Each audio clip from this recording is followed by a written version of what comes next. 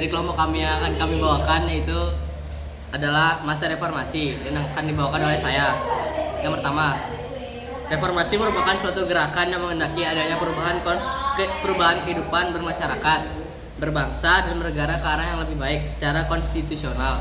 Artinya ada perubahan kehidupan dalam bidang politik, ekonomi, hukum, sosial, dan budaya yang lebih baik. Demokratis di dalam prinsip kebebasan merupakan persamaan dan persaudaraan. Gerakan reformasi lahir sebagai jawaban atas krisis yang melanda berbagai segi kehidupan. Krisis politik, ekonomi, hukum, dan krisis sosial merupakan faktor-faktor yang mendorong lahirnya gerakan reformasi. 1. Perkembangan politik. Prestasi yang dicapai dari gerakan reformasi dalam bidang politik sebagai berikut. A. Menegakkan kembali demokrasi yang bertumpu pada partisipasi rakyat secara aktif dalam proses politik. Pemberian ruang dan kebebasan mengeluarkan pendapat secara lisan maupun tulisan seperti yang dijamin dalam Undang-Undang Dasar 45 Pasal 28. Usaha-usaha nyata yang dilakukan oleh pemerintah dalam reformasi di bidang politik sebagai berikut.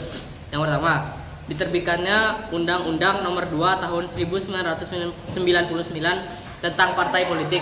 Melalui Undang-Undang ini, masyarakat diperbolehkan membentuk partai-partai politik sebagai sarana aspirasi politik dan menyuarakan kepentingan rakyat.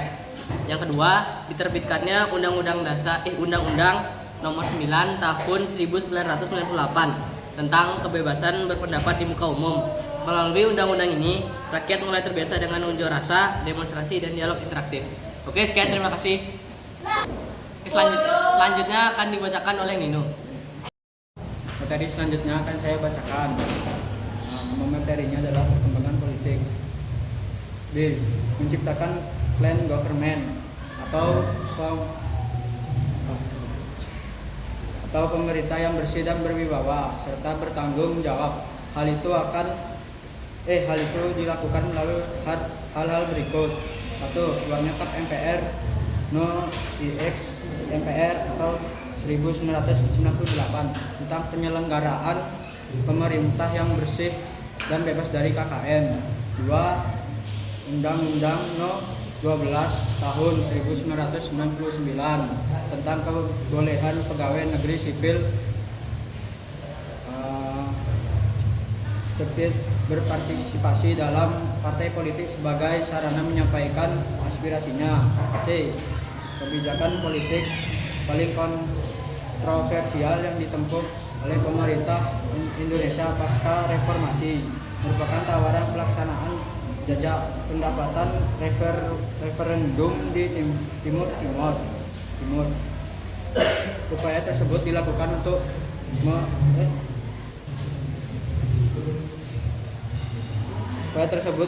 untuk menyelesaikan kasus Timur. Hasil referendum adalah Timur lepas dari wilayah Indonesia dan berdiri sebagai negara sendiri. Dasar hukum pelepasan Timur dan pangkuan Indonesia adalah TAP MPR No.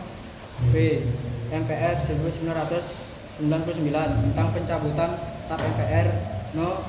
VI MPR 1978. TAP MPR No. VI MPR 1978 berisi tentang penggabungan Timur ke NKRI dinyatakan sudah tidak berlaku lagi. Sekian dari saya. Materi selanjutnya akan dibacakan oleh Adit. Jadi selanjutnya yang akan saya bawakan adalah nomor 2, perkembangan ekonomi. Kemerosotan ekonomi dan moneter pada akhir pemerintahan Soeharto dan awal reformasi coba diatasi oleh para pemimpin nasional. Jadi pada masa ini kemerosotan ekonomi itu sangat berdampak pada kehidupan bangsa dan pemerintah nasional pun berusaha untuk membenahi hal tersebut.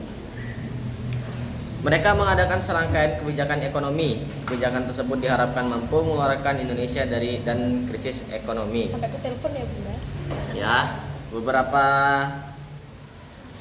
kebijakan yang akan dikeluarkan oleh pemerintah nasional untuk keluar dari krisis ekonomi ini terdapat 2 cara. Nanti kita akan bahas di ini selanjutnya. Melalui kebijakan ekonomi diharapkan bangsa Indonesia mampu menuju kehidupan ekonomi yang lebih stabil sebagai pilar pembangunan. Nah, dari kebijakan ekonomi ini diharapkan bangsa Indonesia dapat pulih dari krisis ekonomi ini serta dapat menjadi pilar pembangunan bangsa Indonesia. Adapun kebijakan ekonomi yang diambil sebagai berikut. A. Optimalisasi fungsi dan kinerja BPPN, Badan Penyihatan Perbankan Nasional.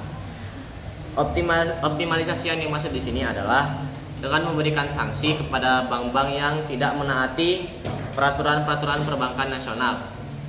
Akan diberi sanksi berupa teguran ataupun bahkan bisa sanksi yang lebih berat lagi. Yang kedua, untuk mendorong terjadinya efisiensi di berbagai sektor, efisiensi ini dilakukan dengan mencabut puluhan kepres atau peraturan daerah. Kenapa kepres yang akan dicabut ini dianggap mengganggu? Karena hasil dari kepres atau peraturan daerah ini dianggap hanya menguntungkan satu golongan tertentu. Ya, untuk materi selanjutnya akan dilanjutkan oleh Mbak Viko. Terima kasih. Oke, selanjutnya materinya akan saya bawakan.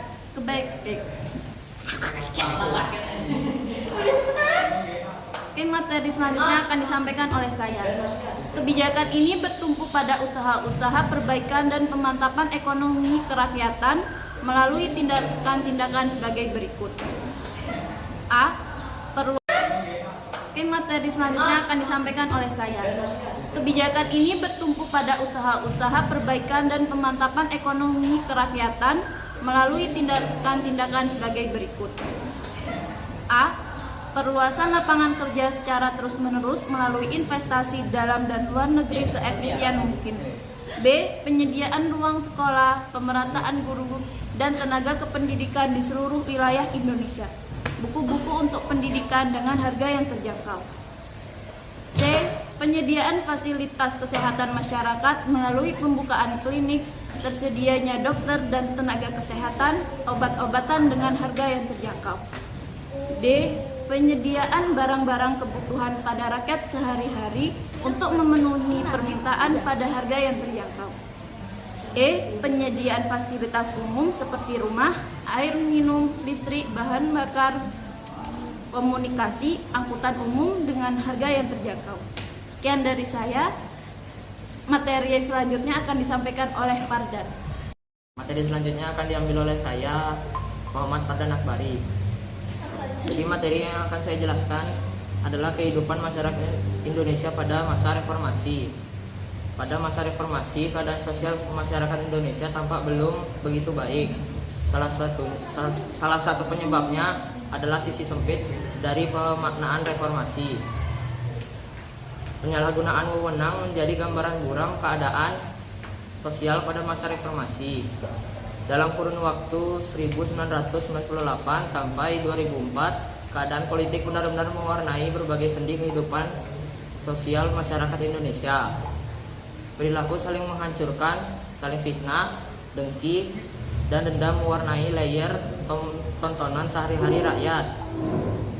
Elit politik yang kalah dalam sebuah kompetisi demokrasi tidak bersedia menerima kenyataan dengan legawa. Kompetitor dalam proses demokrasi dianggapnya sebagai musuh yang harus dihancurkan.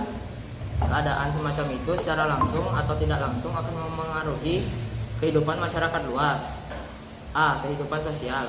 Pada masa reformasi, masyarakat lebih bebas menyuarakan berbagai aspirasinya. Hal ini didukung dengan adanya reformasi di bidang komunikasi. 1. Kehidupan sosial masyarakat Indonesia pada diwarnai dengan terjadinya berbagai konflik sosial yang bersifat teknis di tengah masyarakat. Namun, pemerintah mampu mengatasi sehingga berangsur-angsur kembali kondusif. 2. Pada masa reformasi, masyarakat lebih bebas menyuarakan berbagai aspirasinya berkat adanya reformasi di bidang komunikasi. Media massa tidak lagi khawatir dibredel melalui mekanisme pencabutan surat izin terbit. Baik, materi selanjutnya akan dilanjutkan oleh Tiara. Materi selanjutnya akan dibacakan oleh saya. Selanjutnya ada kehidupan pendidikan. Yang pertama, pemerintah pada masa reformasi menjalankan amanat Undang-Undang Dasar 1945 dengan memprioritaskan anggaran pendidikan sekurang-kurangnya 20%. dari anggaran pendapatan belanja negara, yaitu APBN. Yang kedua, ditetapkannya Undang-Undang Nomor 22 Tahun 1999 yang mengubah sistem pendidikan menjadi sektor pembangunan yang didesentrasikan. Dan Undang-Undang Nomor 20 Tahun 2003 tentang Sistem Pendidikan Nasional menggantikan Undang-Undang Nomor 2 Tahun 1989 yang mendefinisikan ulang pengertian pendidikan. Nomor 3, pemerintah pada masa reformasi melakukan beberapa kali perubahan kurikulum. Kurikulum tersebut adalah yang pertama, kurikulum berbasis kompetensi, yaitu KBK. Yang kedua, kurikulum tingkat satuan pendidikan, yaitu KTSP. Yang ketiga, kurikulum 2013. Selanjutnya ada kebudayaan.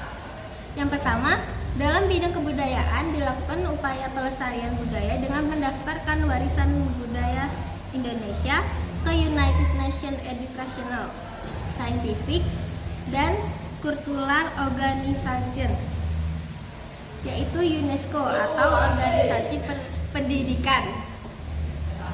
Yang kedua, beberapa warisan budaya Indonesia yang telah mendapat pengakuan internasional melalui UNESCO. Yang pertama, warisan cagar budaya, yaitu Kompleks Candi Borobudur dan Kompleks Candi Prambanan pada tahun 1991. Situs Prasejarah Sangiran, yaitu pada tahun 1996.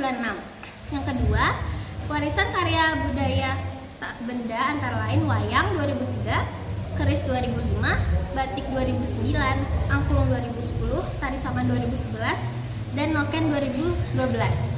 Sekian dari saya, terima kasih. Assalamualaikum warahmatullahi wabarakatuh.